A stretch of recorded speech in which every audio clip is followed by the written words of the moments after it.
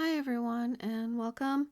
Today I have a couple art coins and I start with some 2.5-inch circles that I cut on my Cricut, but there's lots of different methods out there to cut a circle, so you do however you are used to cutting your circles. I'm taking the stencil from Tim Holtz and it's a floral, and I'm just going to add some ink through the stencil, and then I'm going to be adding some translucent Crackle texture paste on top.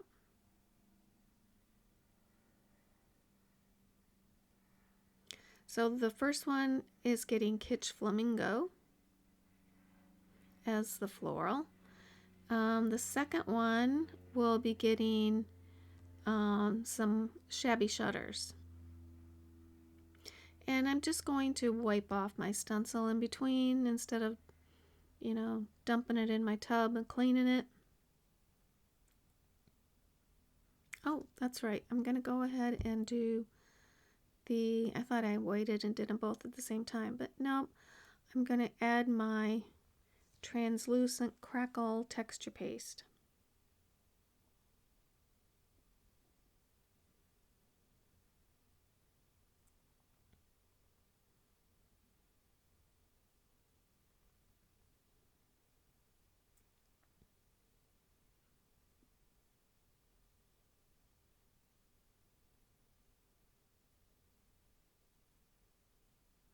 I just try to get it as smooth as possible.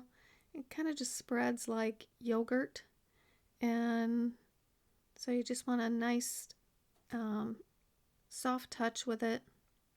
I could put the rest of that in the pot, but normally it will take on some of the distress ink color, so I don't want to put any color into my pot.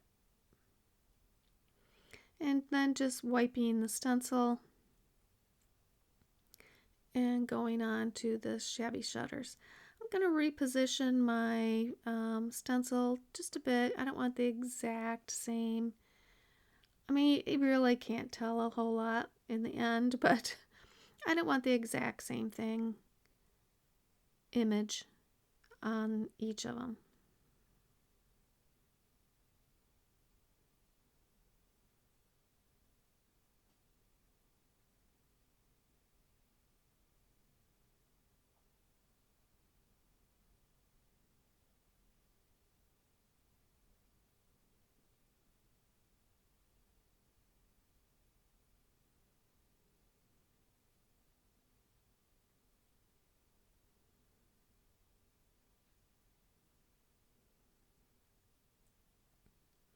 And then again, I'll take the Crackle translucent texture paste and go on top. The texture paste looks cloudy, kind of soft whitish when you first put it on, but it does dry perfectly clear, so you can see the color of the original color of the distress ink.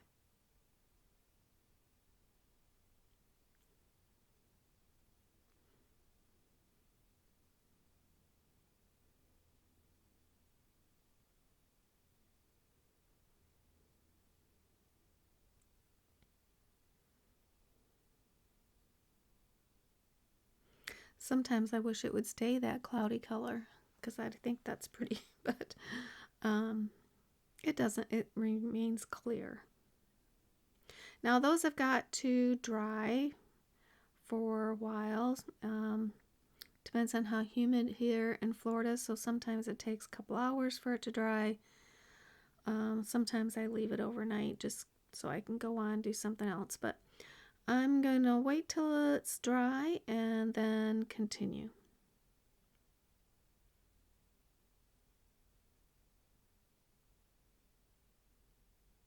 Okay, they're dry. And the backgrounds, I'm going to do both in salvaged patina. I don't normally do too pink with salvaged patina, but I think sometimes, you know, you need to step out and just do something you don't normally do.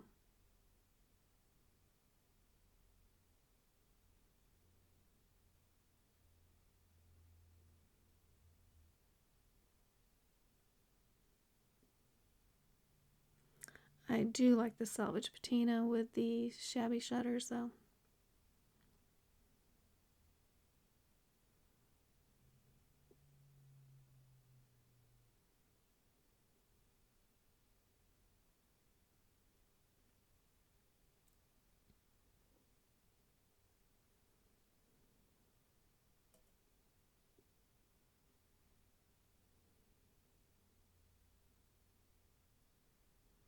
And I want to add a little bit of texture look to it, so I'm just going to smoosh them back into the salvage patina, and I'll remove anything sitting on top of the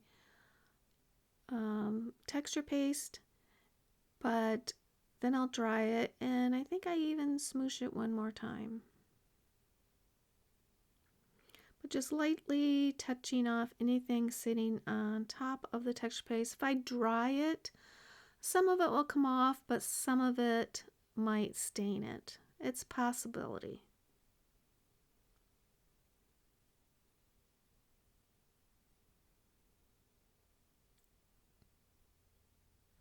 And so I'm going to dry that. When you're layering inks, you want to dry between layers. And it's hard to get it where I want it because of the texture paste, but I'm making an effort.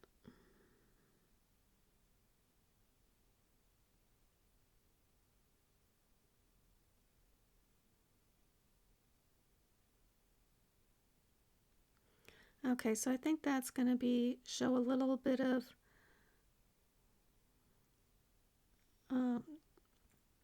varied color because of the layering.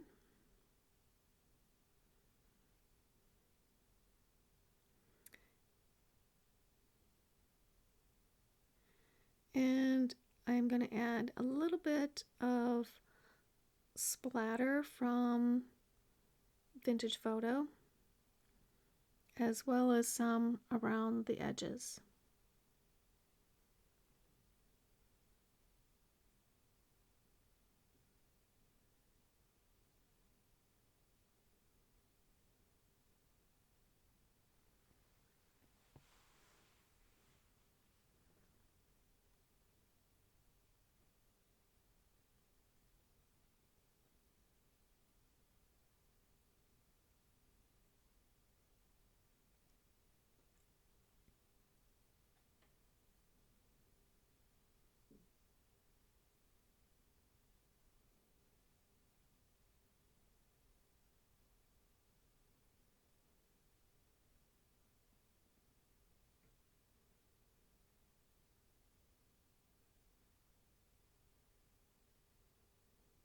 And I'm just going to tap off anything that might be sitting there wet. And here I'm not going to do a whole lot because the flower is pretty busy and not really uniform. And so I just thought maybe a butterfly on one and a little bee on the other would be perfect.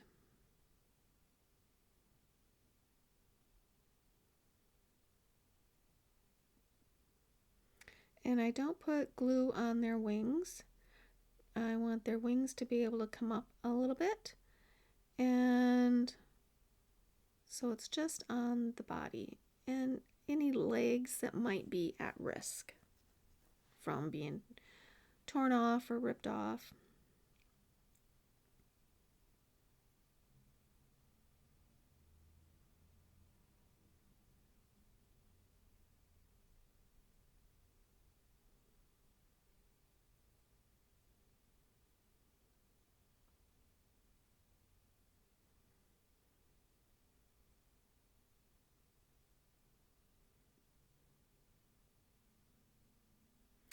And same with the butterfly.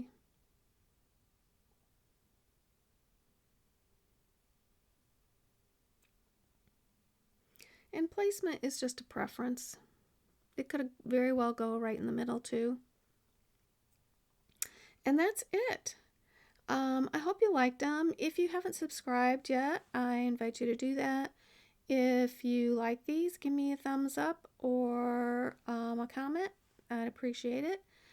Either way, I hope you have an awesome day and stay tuned for my final pictures. See you next time.